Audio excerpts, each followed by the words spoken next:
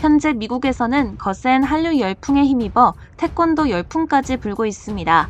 이제 미국에서 태권도는 축구나 수영처럼 성장기에 꼭 한 번은 거쳐야 하는 어린이 스포츠로 자리 잡았는데요. 태권도는 단순한 격투기나 무술이라는 인식을 넘어서 평화와 희망을 전달하는 매개체로 통하고 있습니다. 동네 보육 사랑방과도 같은 역할을 하는 것은 물론 태권도장에는 태권도 품새 등 기술적인 부분을 가르칠 뿐만 아니라 한국식 배꼽 인사와 예의범절 교육을 반드시 가르치며 아이들의 생일 파티를 열어주고 저녁 급식 제공까지 하고 있죠. 오늘은 태권도장이 미국의 작은 시골 마을에서 큰 인기를 끌게 된 이야기를 전해드리려고 합니다. 맞벌이를 하는 미국 학부모들에게서 미국에서 볼 수 없었던 새로운 스포츠 센터라는 찬사를 받고 있다는 한국의 태권도장 이야기, 지금부터 자세히 전해드리겠습니다. 안녕하세요. 저는 미국 미시시피주 테이트 카운티에 있는 작은 마을에서 사는 캐서린입니다. 저에게는 세상에서 가장 소중한 아들 다니엘이 있습니다. 외동 아들이기 때문에 어렸을 적부터 저와 남편은 다니엘을 오냐오냐 하면서 키운 편입니다. 처음엔 그것이 잘못된 것인 줄 모르고 그저 외동이라 안쓰러워 뭐든지 다 받아줬습니다. 그런데 점점 성장하면서 아이의 성격이 버릇이 없어지더군요. 아이는 밥을 먹다가도 제가 무엇을 물어보면 대답도 하지 않고 포크를 던지며 들어가 버렸습니다. 그게 1년 동안 이어지니 너무 속이 상해서 남편에게 말해보았지만 큰 도움이 되지 않았죠. 어느 날 저는 옆집에 사는 친구에게 고민 상담을 했습니다. 다니엘이 점점 자기 멋대로만 하려고 해. 나를 엄마라고 생각하는 게 아니라 본인 서열 아래라고 생각하는 것 같아. 그러자 친구는 태권도장에 보내보라고 권하더라고요. 동네에서 가장 인기가 많은 태권도장에서는 아이의 예의 범절까지 책임져 준다면서 말이죠. 알고 보니 동네에 생긴 지 3년이 된 태권도장은 한국에서 태권도 사범이었던 한국인 청년이 차린 학원이었습니다. 이미 그 학원은 마을의 학부모들 사이에서는 엄청난 명물이었던 것이죠. 그래서 저는 거의 반강제로 다음날 다니엘을 태권도장에 등록했습니다. 예상대로 다니엘의 반응은 굉장했어요. 절대로 도장에 가지 않겠다며 악을 쓰고 물건을 던지면서 반항하더라고요. 하지만 아들의 인성을 위해 이제는 마음을 좀 단단히 먹어야겠다는 생각이 들었습니다. 사실 마음 한켠에는 엄마도 휘어잡지 못하는 아이를 태권도장에서 무슨 수로 교육을 시킬지 의심이 들긴 하더라고요. 그럼에도 믿는 수밖에 없었어요. 친구의 말에 의하면 이 태권도 사범은 100% 믿어도 된다고 했으니까요. 그렇게 등록을 마치고 태권도 관장과 대면을 하는데 그를 본 후 저는 깜짝 놀랐습니다. 많은 아이들이 태권도 관장을 따라다니며 제잘거리고 있었거든요. 한눈에 봐도 아이들에게 엄청난 애정과 존경을 받고 있는 것이 느껴졌어요. 저 아이들 중에 한 명이 나의 아들이었으면 하고 바랬답니다. 자신을 한국인이라고 소개한 태권도 관장은 영어도 상당히 능통했고 굉장히 매너도 좋았습니다. 그는 자신의 태권도장에서는 운동도 가르치지만 예의범절과 어른 공경을 제일 중요하게 생각하며 그것을 최우선적으로 가르친다고 말했어요. 그는 태권도는 예와 인을 중시하는 운동입니다. 그것이 바로 태권도의 정체성이자 장점이기에 더욱 예절과 인성을 강조하고 있죠. 라며 무술인으로서의 가장 중요한 덕목은 인간이 되는 것이라고 말했는데요. 저는 태권도장에서 아이의 인성교육까지 함께 해주는 점이 놀라우면서도 흥미로웠습니다. 다만 우리 다니엘이 얼마나 적응을 잘 해내갈지가 좀 걱정이었죠.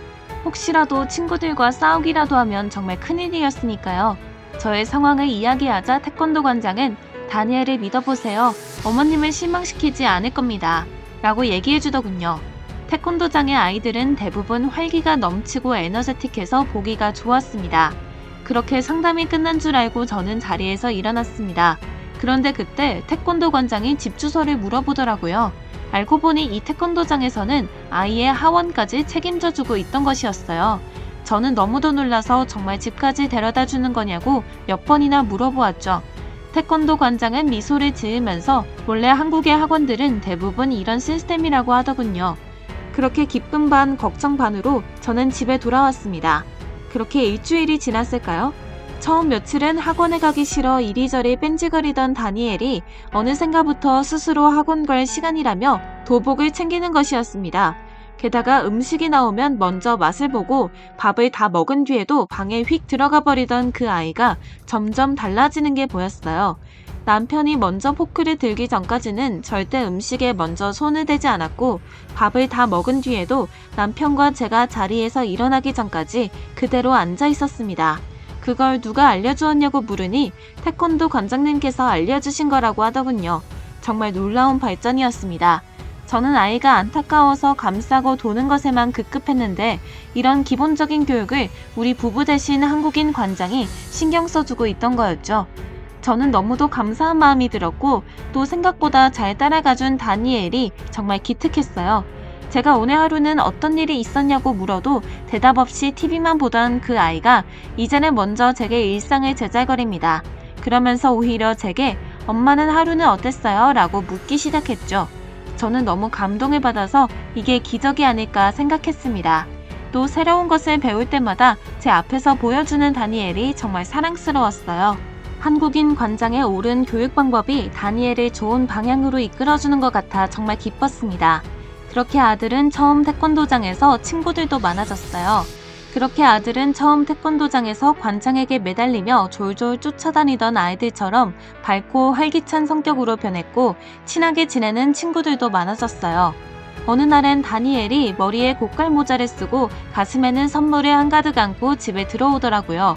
알고 보니 태권도장에서 생일 파티를 열어준 것이었어요. 저는 정말 감탄을 금치 못했죠.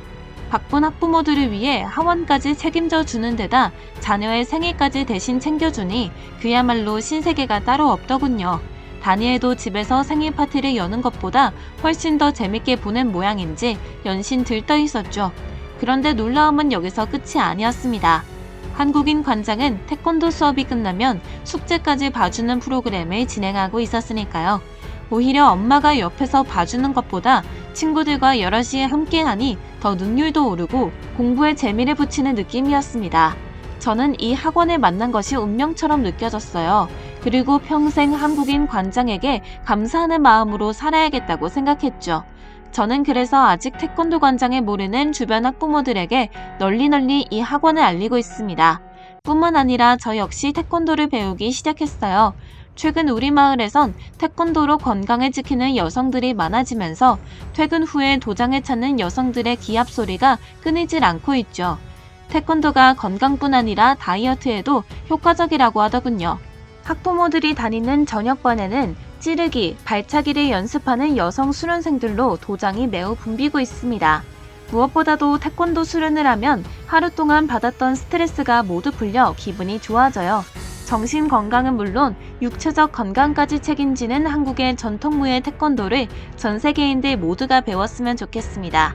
아들 다니엘의 인성교육은 물론 자신의 정신 건강까지 책임진 태권도에 푹 빠진 미국인 학부모의 사연이었는데요. 실제로 해당 태권도장의 홈페이지에는 태권도 수업을 받으면서 우리 아이가 악마에서 천사가 됐어요 라는 학부모의 후기가 올라와 큰 화제가 되기도 했습니다. 게다가 태권도장의 홈피 후기란에는 만점에 가까운 별점과 함께 학부모들의 간증이 이어지고 있는 상황이죠. 10여 년 전만 해도 태권도는 단순한 스포츠 종목 정도로 인식됐었습니다. 그런데 현재는 미국 등 세계 각국에서 예절 교육과 문화 전파의 매개체로서 아주 중요한 역할을 해내고 있는데요. 앞으로도 한국의 태권도가 전 세계 어린이들의 인성교육을 책임지는 날을 기대하면서 오늘 준비한 영상은 여기서 마치겠습니다. 영상이 즐거우셨다면 구독과 좋아요 부탁드립니다.